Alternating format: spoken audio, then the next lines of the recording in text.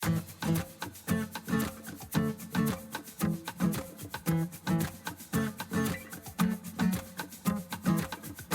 podcast is a quest for well-being, a quest for a meaningful life through the exploration of fundamental truth. Enlightening ideas, insights on physical, mental, and spiritual health.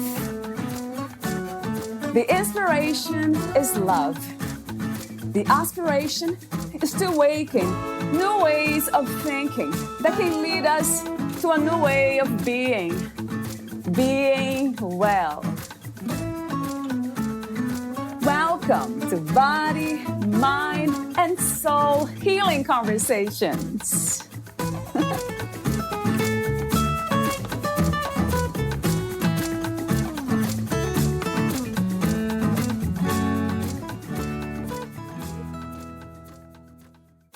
A strong commitment strokes the inner fire like nothing else.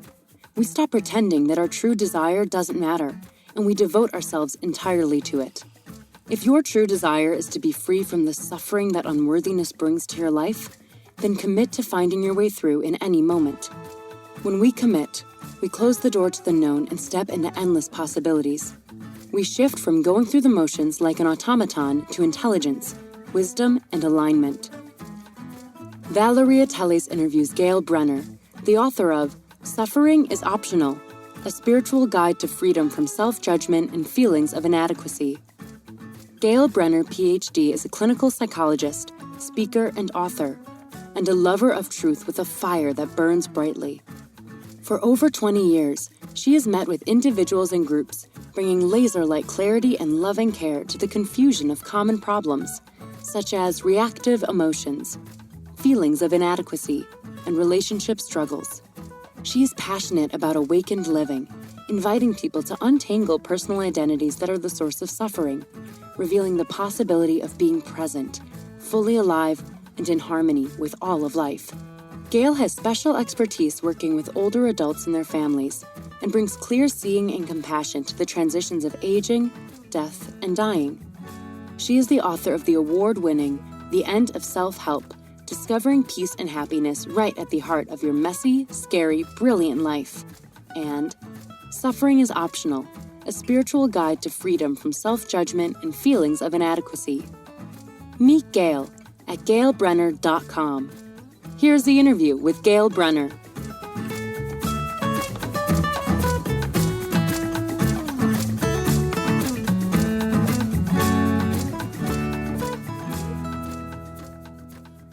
In your own words, who is Dr. Gail Brenner?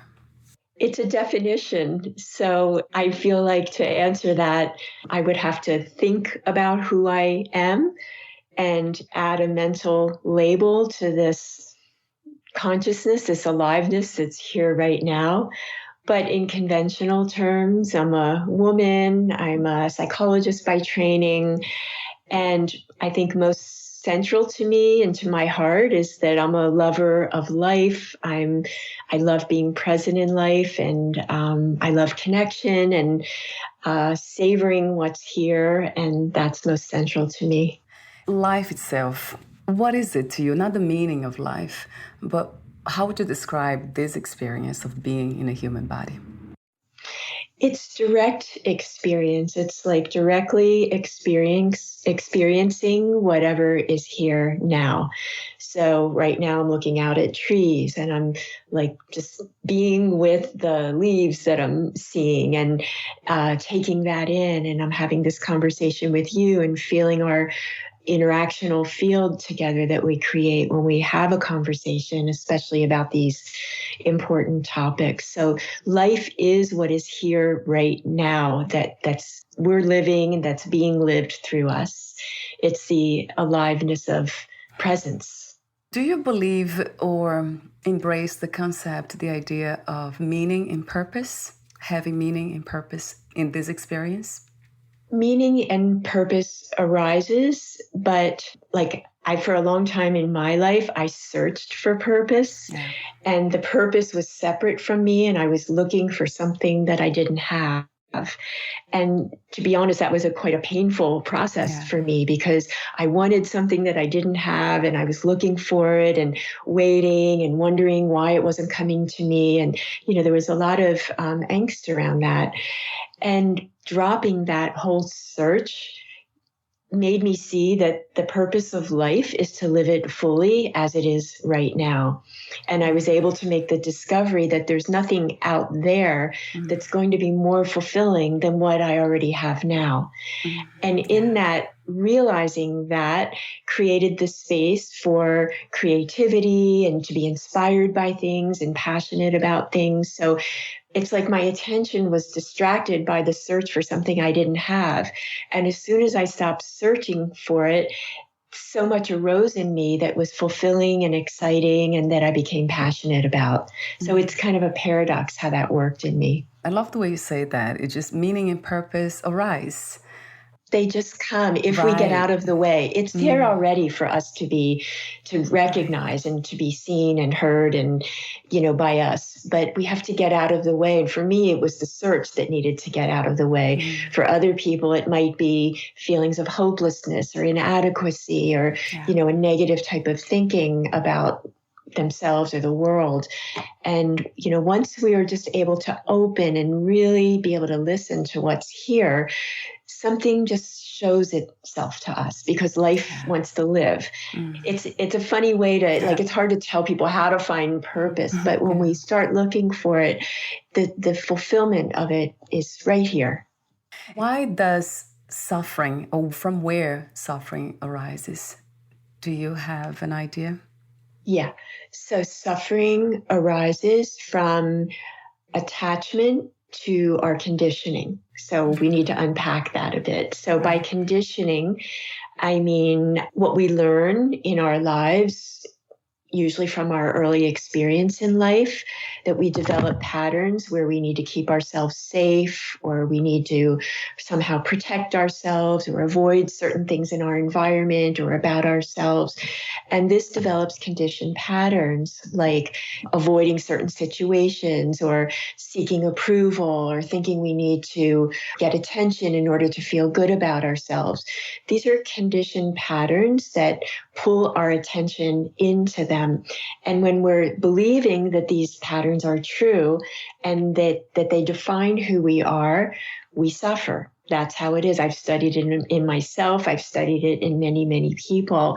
And what I know to be true is that when we believe those conditioned thoughts and feelings about ourselves, there's suffering there because these patterns are always limited.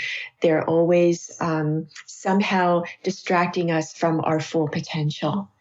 And that when we can learn to recognize those patterns of suffering that come from our conditioning, we have a whole new vista opens up in how we can deal with those so that we can find the space that's available that's separate from those patterns, that's here and alive now and not attached to the past.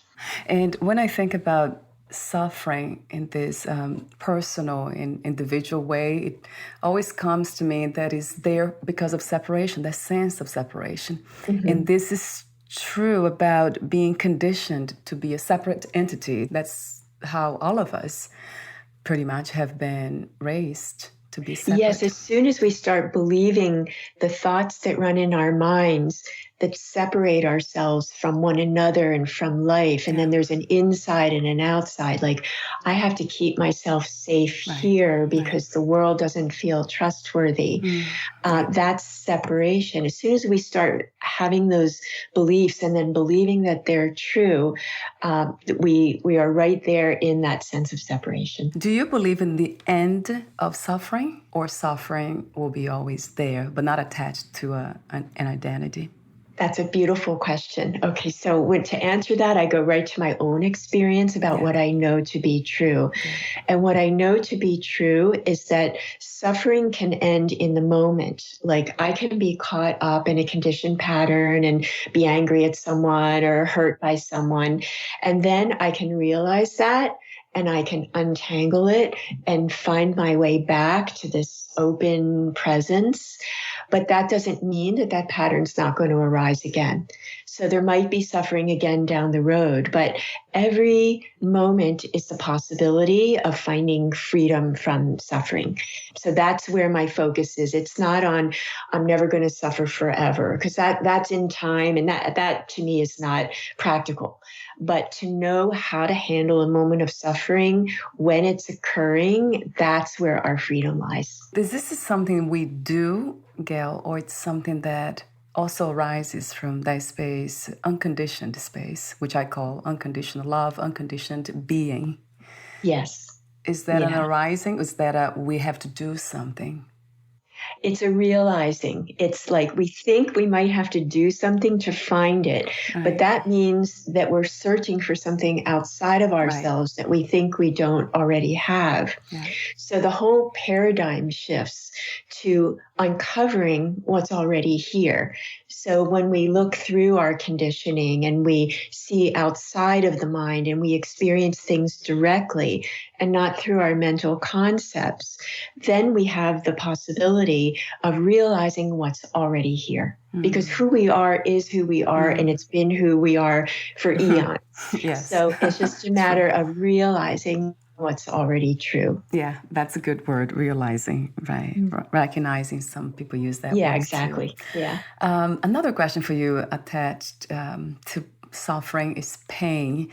Do you connect them? Can the body experience pain without suffering, without the concept, the idea of suffering?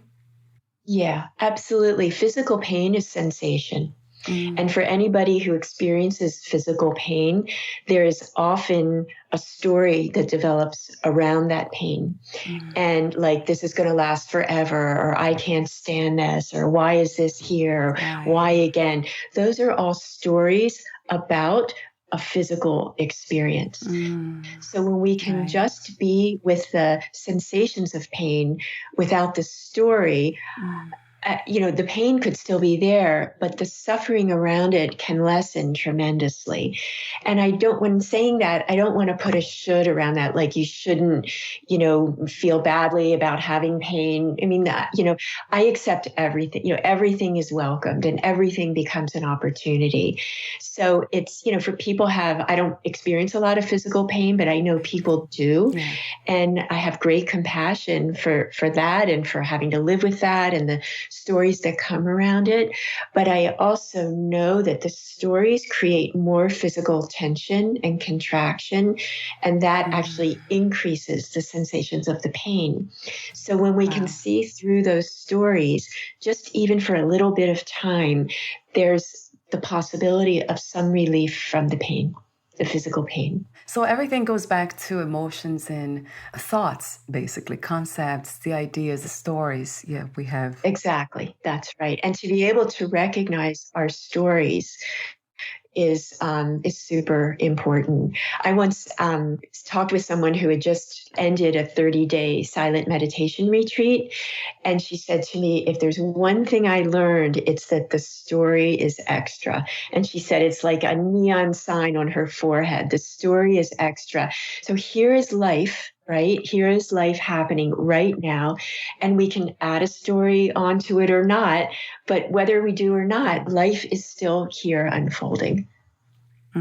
Yes, beautifully said. Thank you so much for very clear ideas about this that cannot be really spoken about, the unknown, which to me life is completely unknown. But it's fascinating how we have this ability as humans to separate ourselves from what is and then observe and then judge and then create stories. And I mean, it seems like it's part of it too. I mean, it is. It has to be. So everything is one amazing dance. It has like positive and negative parts to it because, yes, in that separation of observing things, we separate ourselves from life. But it's also, for me in my life, it was a big opening when I started meditating and I realized that I could observe my experience, because I started seeing that all these emotions were arising, and I started looking at what my thoughts were. And I had never done that before. And it became crystal clear to me why I was suffering. So that observing capacity can also be used to support us in realizing life, in realizing freedom, and in understanding why it is that we suffer. You wrote the book, Suffering is Optional, a spiritual guide to freedom from self-judgment and feelings of inadequacy. So my initial question about your book is the inspiration and also the intention of writing your book. Yeah, well, I'm a psychologist as well as a lover of the spiritual teaching. And what I've seen in my work with people is how much suffering there is around the feelings of being inadequate or worthless. And it involves negative self-talk. And I think it's like, we're just hopefully near the end of a pandemic, but I would call that a pandemic. It's a very widespread problem that's present in our culture today. And my purpose in life, not that I've devised this purpose myself, but it seems to be coming through me, is to support people in their own healing.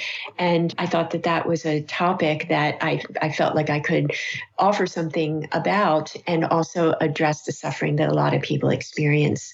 So that's what was behind that particular book and that topic. And my intention was really to write as clearly as possible. When I write, I like things to be very accessible to people, these ideas, because these ideas are not always easy. And so I wanted to write it as clearly as possible to be able to support people in their own healing and awakening. That was my intention. Yeah, I love that. This is something in the separated dream that's fascinating to this here, is that we do that. We go in that direction most often than not to help others. And we engage in healing. It's just beautiful. Really what I find is, as we're less attached to the past and we're not working through all our patterns, and it takes time to do that, and it needs that attention. But as that starts to digest and kind of come to a finishing place for a lot of these patterns, it releases a lot of energy for the presence, for being present now. And there's a generosity that comes, and for me, and for a lot of people I know, a natural desire to serve. And that's and to have that freedom for creativity and inspiration and excitement and just enjoying the simple things of life, that's possible for all of us. And I'm very excited about that possibility.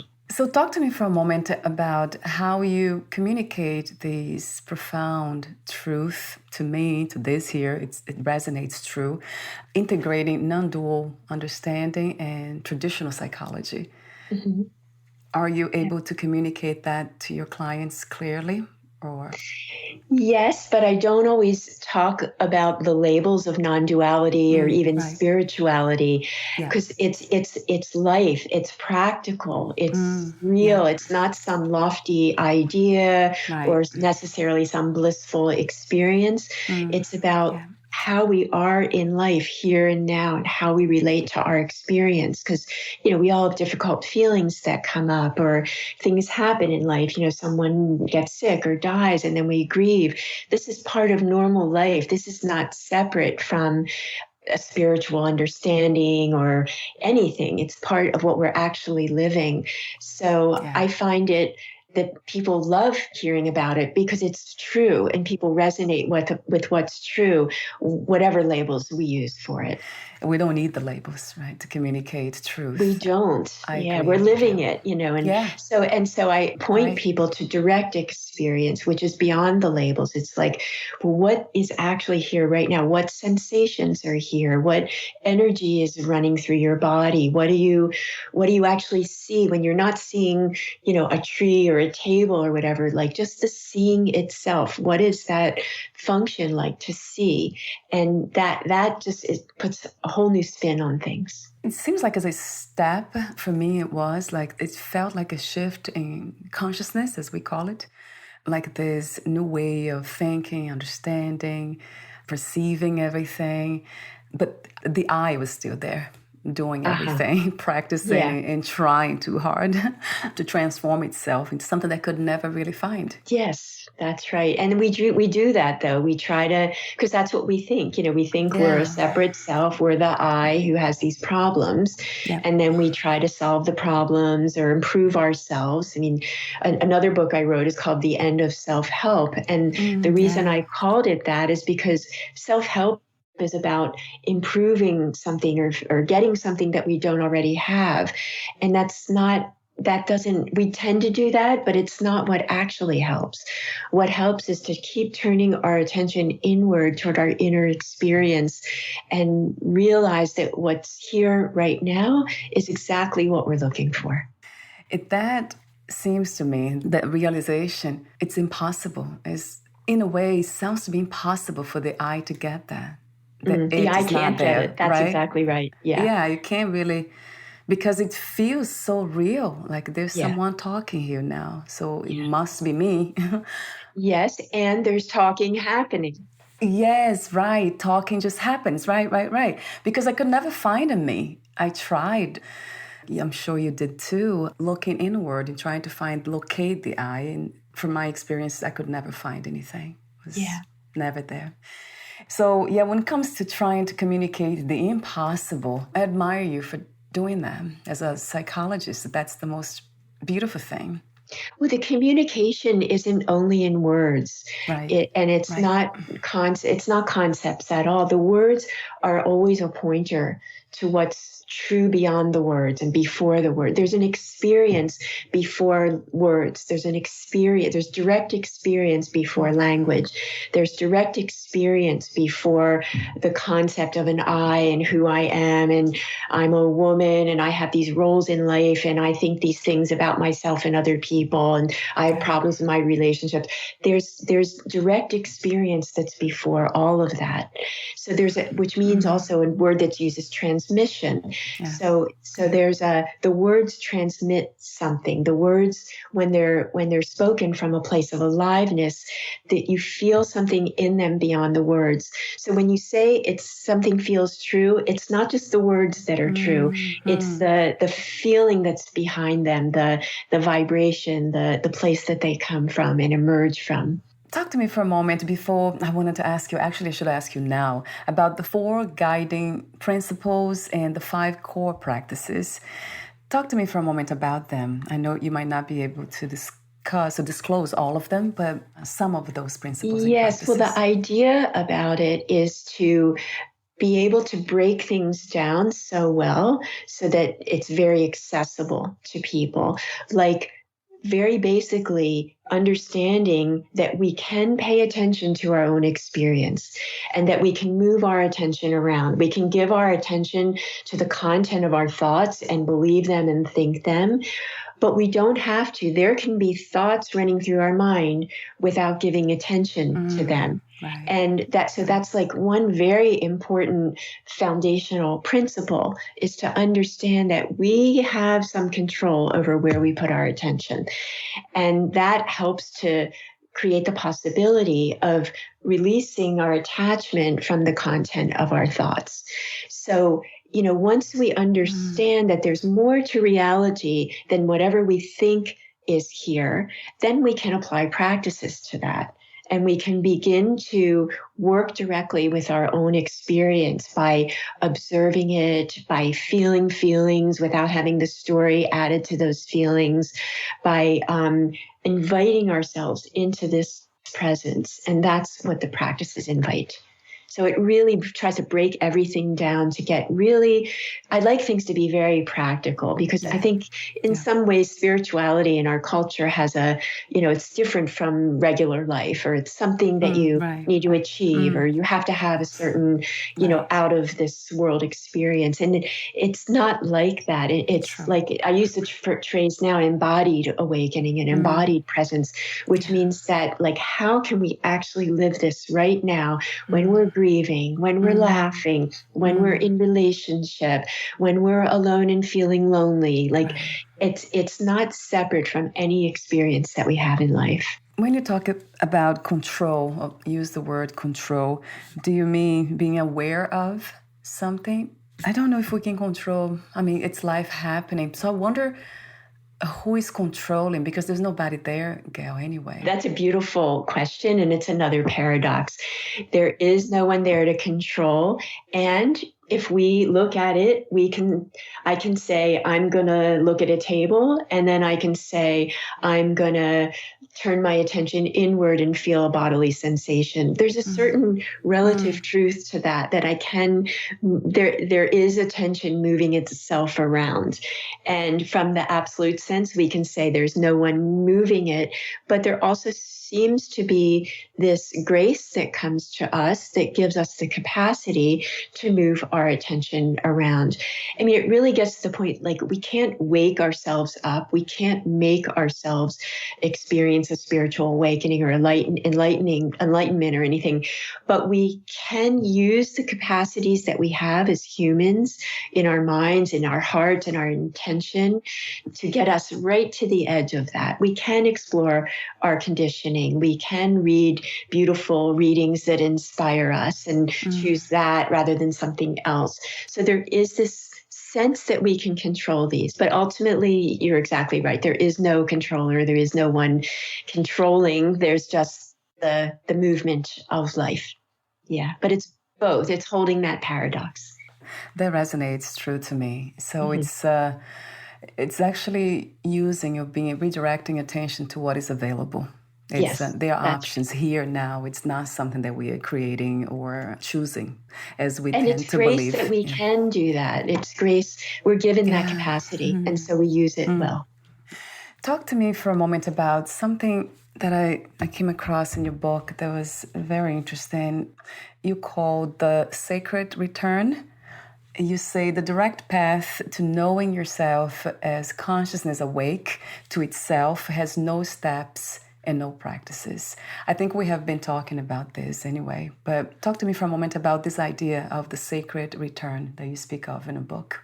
Yes, even that, I did use that phrase and I like it, but it's not even a return. It's just, it's the realization of what's here, right? It's timeless. It's what's here and alive right now. And there's nothing to do and no movement away from it or to find it or anything. It's just the coming into the full alignment with what's already here right now.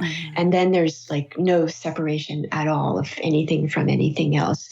And then that's possible to come directly into that realization. I'll ask you the question if you wanted to.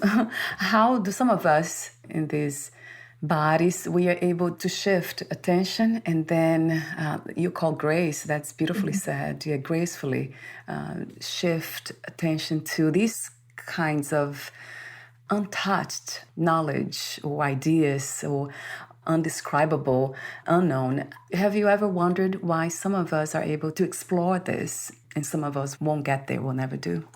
I've actually thought about that a lot because, and I'll tell you what motivates my thinking about that is sadness, because I see people suffering and I know they don't have to, and yet they do, and they can. And even people who have followed my work for a long time, and their intention is so pure and beautiful, and they still don't quite get the understanding.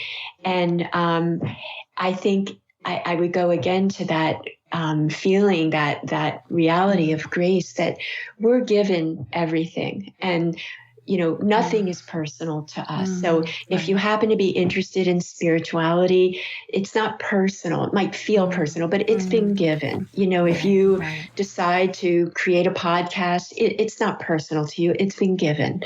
And then you receive it, and then you take the actions to put that into action. So that's beautiful.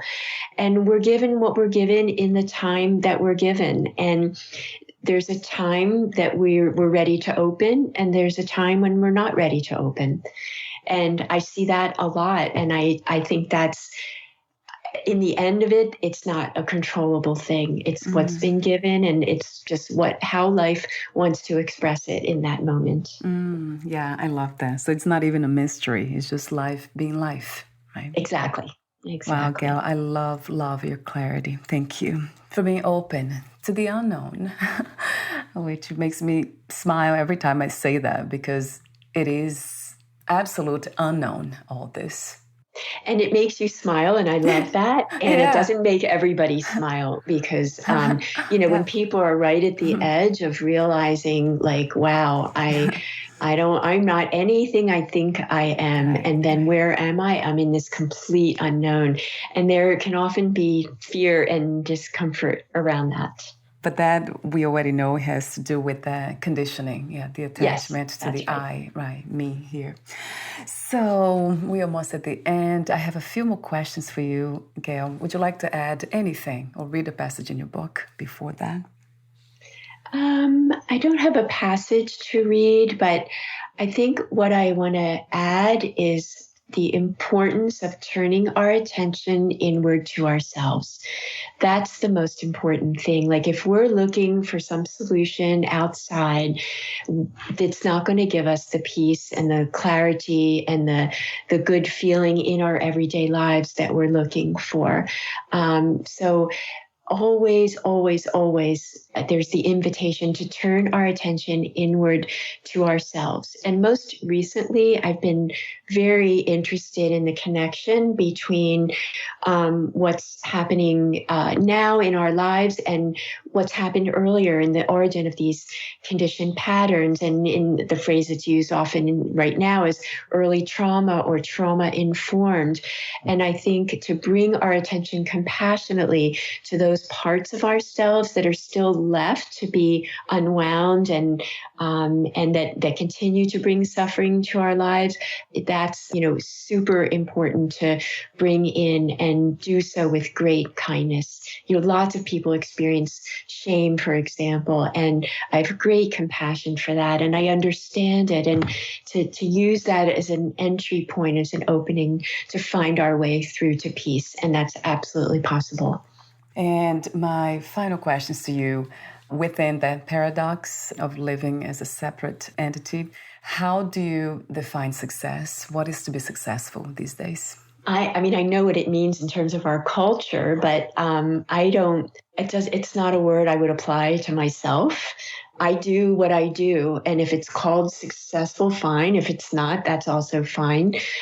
Success feels like an evaluation. Like there's a polarity there: success or failure, success or not success. Right. So when we do what we do, and we just do it because it comes through naturally, and it comes from our heart, and it comes from our excitement and passion, then the evaluation of that is extra. So it's not a word that really resonates with me very much. Thank you for your honesty. How do you define healing? Yes, there's a paradox in that too, because the question is what heals or who heals. Yes, and I use that word more recently, and I use it with full awareness that there's a paradox in it, because there's no one to heal. Right. But in the relative world of everyday life and humans, it's a word that resonates. We hurt, and we don't want to hurt anymore. And I'm talking about emotional pain. And it feels like when we don't hurt anymore, something has healed, or something has resolved, or something has shifted. The point I want to get across about this is that if you feel like healing needs to happen, it doesn't mean you're broken. It doesn't come from a sense of brokenness or something missing, but there is this sense that you can feel better in your life. There's a certain reality to that, and we might call that healing. But all of that happens in the context of how life is moving, with no sense of separation. In your book, you actually use the phrase suffering as a wake-up call, or this invitation to open up to a greater reality. And 2 more questions. If you knew you would die soon, meaning losing or leaving the body, would you, or detaching from the body, however we want to say it, would you make any change or do anything in a different way? I'd probably, if I was physically capable, take a couple of trips that I have a little bucket list of places I want to visit. But for the most part, no. I contemplate that a lot. Like I have in my imagination put myself in all kinds of situations because I don't want to think of myself as separate from being on a plane that's about to go down or being someone in, some other country who's experiencing famine or war or, some kind of great challenge that's not my own experience. Like I really like to not feel separate from any part of humanity. So I've in my imagination, I've encountered all these situations a lot, and that's very alive for me. And I don't know what would happen, but I hope that I would approach those situations with grace. And the way I live my life now is fully and with great, passion and aliveness. And I don't think there's very much that I would change if I were facing that. And the last question is, what are 3 things about life you wish everyone to know or to realize before they lose the body? One would be that it's possible to live life fully and not from your conditioned self. So that means not from a sense of lack or a sense of fear, but to live fully from that unconditioned place. That would be one. And that includes a lot, but that would be one. The second is to know that we can always turn our attention inward and away from the objects of the world to find our way back to that place of aliveness. That's always possible. In that sense, it's the same. Suffering is optional. We can always do that sacred return and bring our attention back to what's here right now. And I think the third thing has to do with unconditional love and acceptance, which for me has been a practice in my life to, it's easy to say unconditional love, but to live that in the moments when someone's making you angry or, you're irritated or you feel hurt or whatever, to know that there is this place of unconditional acceptance and to have that be a practice to keep finding that over and over as you live your daily life. Yeah. Now, I love your clarity. Thank you so much, Gail, for your presence. Thank you. Your questions were beautiful. And your courage to reveal the truth in a beautiful and graceful way. So before we say goodbye, where can we find more information about you, your books, products, services, and future projects? Yeah. So it's Gailbrenner.com, GailBrenner.com. And I'm still writing. So I write if you sign up for my newsletter, which will be right there on my site, I send out an article every Friday, and those have gotten quite popular. And then I have events, which you can also find on my website. Periodically I do Zoom calls and courses, and all of that's listed there, along with videos and YouTube channel, all of that. So my website would be the place to go. Thank you so much again, and we'll talk soon. Very good. Thank you. Bye for now, Gail.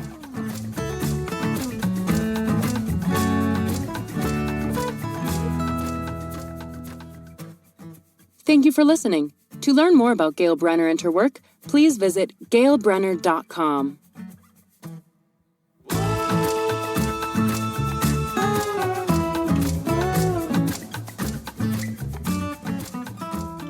To learn more about this podcast, please visit fitforjoy.org/podcast.